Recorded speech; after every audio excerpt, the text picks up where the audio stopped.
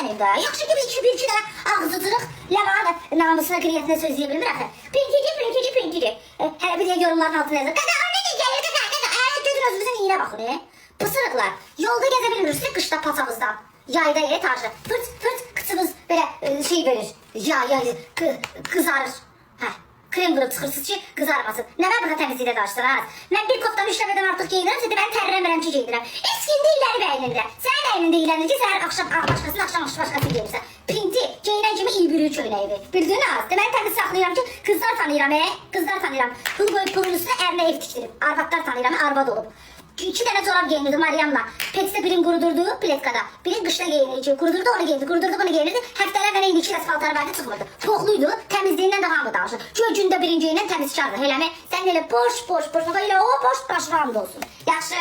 Poxlusan ki gedib səhər axşam başqa kofta geyinirsən də. Poxlusan da. Poxlusan da deməli geyinən ki bədənin iyiyir ki sən gedib o koftanı dəyişirsən. Əgər bir koftanı mən 3 gün geyinirsə deməli kofta məndən iyi gəlir. Düz demirəm ay uşaqlar. Deməli mən təmiz qalır ki bu mənim əynimdə.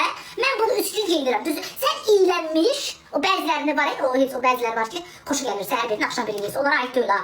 Amma o bəzi təmizlikdən danışır. Geyinən kimi qolunun altının suyu görürəm də maşında əlinizi qaldıranda. Versace Connemara. 45 6 maddə 7 maddə bu andıra qalsın. Bu qərbirdir nədir? Al burada əlindən alıblar. Paslanmış piy oxşuyursan.